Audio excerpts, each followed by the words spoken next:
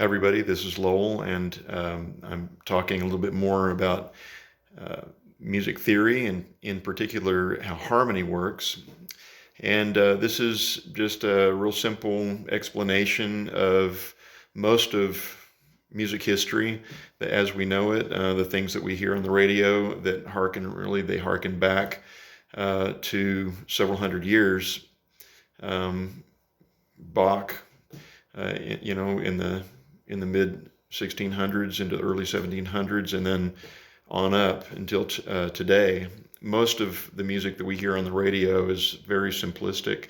Um, Bach, who was writing several hundred years ago, actually is more complex in its harmonic development than most of the stuff that we hear in popular circles.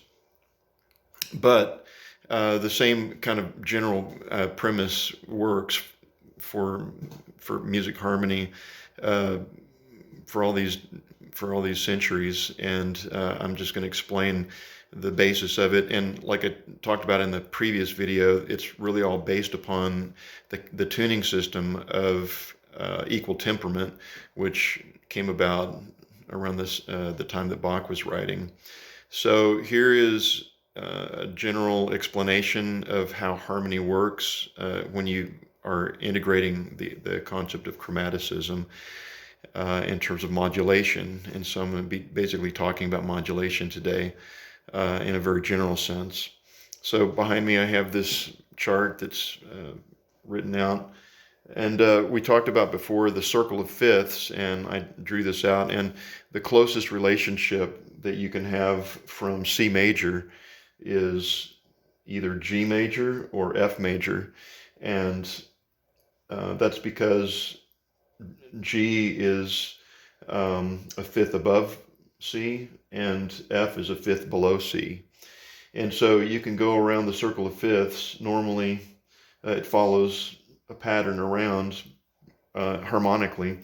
And so inside of each one of these keys is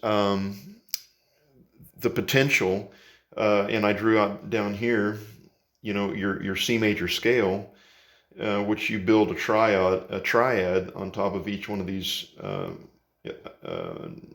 numbers of the scale. And so here's, C, D, E, F, G, A, B, and then back to C again, the octave higher. And so you have, C, D, E, F, G, A, B, C. But what you do is you take each note of those scales, or each note of that scale, and you can use that to create your triads. And so here you have C, E, G, and then D, F, A, E, G, B, F, A, C, G, B, D, A, C, E, B, D, F, and then back to C, E, G. And so each one of these harmonies, each one of these triads that create a harmonic block inside of that scale, inside of that key, is given a number. And so C is 1, D is 2, E is 3, F is 4, G is 5, A is 6, B is 7, and then we're back to 8. And so a harmonic progression, or before I say that, because of the intervallic differences, because we have a half step in the scale between E and F and B and C, those are half steps. And so the major scale is composed of whole step, half step, whole step, whole step, whole step, half step. And because you have these variances in the major scale, when you start stacking them into thirds, you stack them into triads, then what ends up happening is that it creates a pattern of a major triad, a minor triad, major triad, major triad, minor triad, major triad. So the block, I'm calling them blocks, but basically the chord in C major, the first chord is going to be a major chord, second chord minor, third chord minor, fourth chord major, fifth chord major, sixth chord minor, seventh chord diminished, and then you're back to 1. And so in most most music that we hear on the radio or otherwise in our culture follows a progression, which actually goes around a circle of fifths in its own manner inside of this scale. And so we have 1, 4, 5, 1. You'll recognize when I sing this how it kind of sounds is boom, boom, boom, boom. If you listen to bass lines in most music that you hear, it'll sound like what I just sang. 1, 4, 5, 1, with those harmonies that are above it. Another progression that's a little bit more, and we talked a little bit about this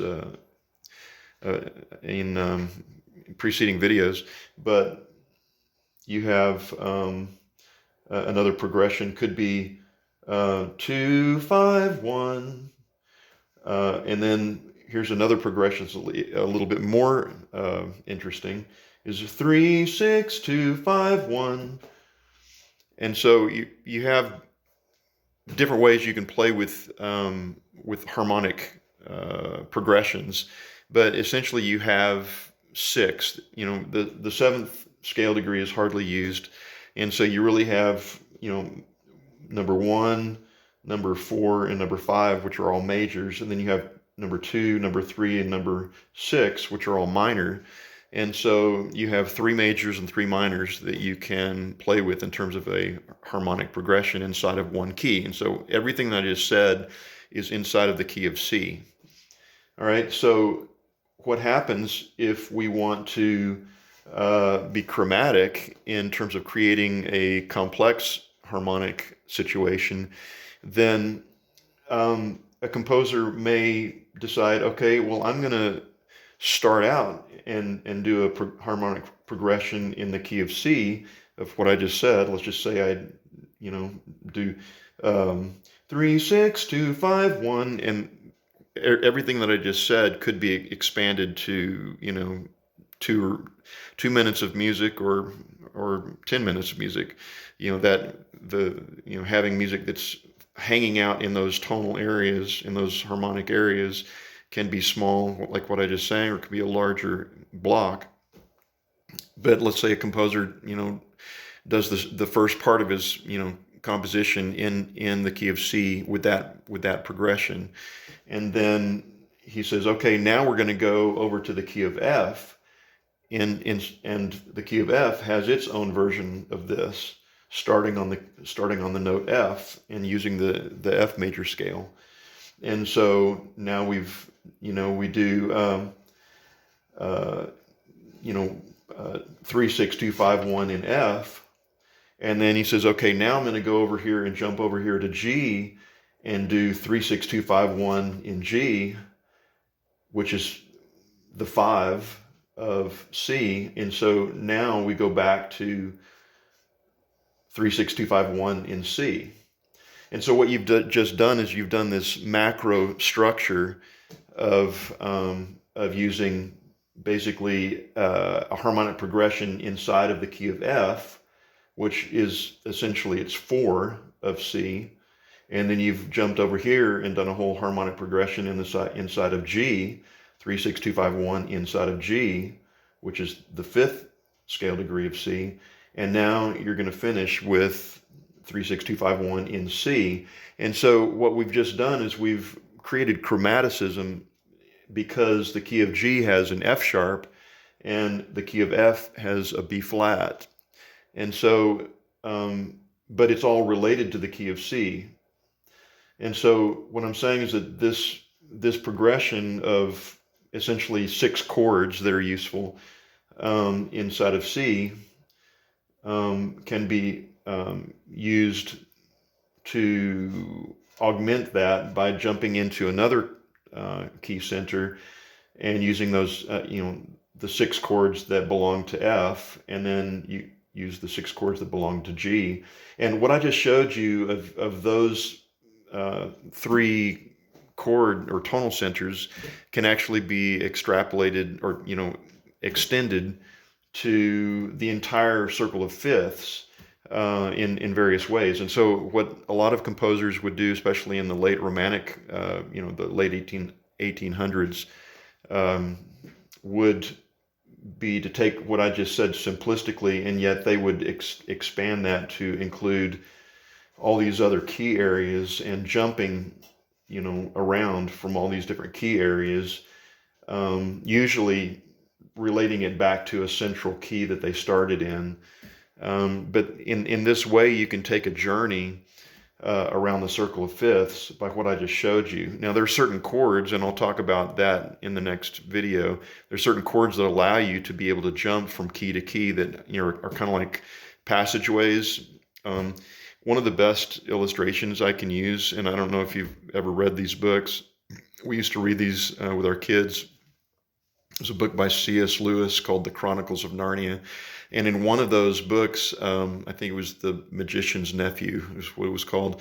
There's and forgive me if this sounds silly to some of you, but I thought it was a really good picture analogy, is that there was a place between worlds where there were all these pawns that were in kind of like this. It wasn't a world into itself. It was just a bunch of pawns.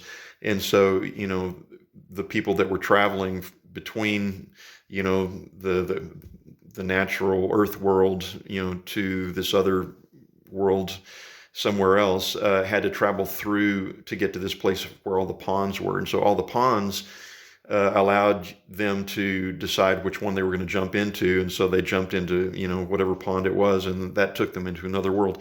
And so similarly, in making it a transition between keys, there are certain chords that are like those pawns that help you make a transition. Let's say you were in the key of C, but you really wanted to be on the other side of the world harmonically to the key of F sharp. There are certain ways you can get there without having to go through the entire circle of fifths, where you can just basically jump into this other key center by using certain harmonic progressions. And so I'll talk a little bit about that in the next video. But this is a really simplistic overview of how harmonic progression works in what we understand is classical music and what has worked for centuries.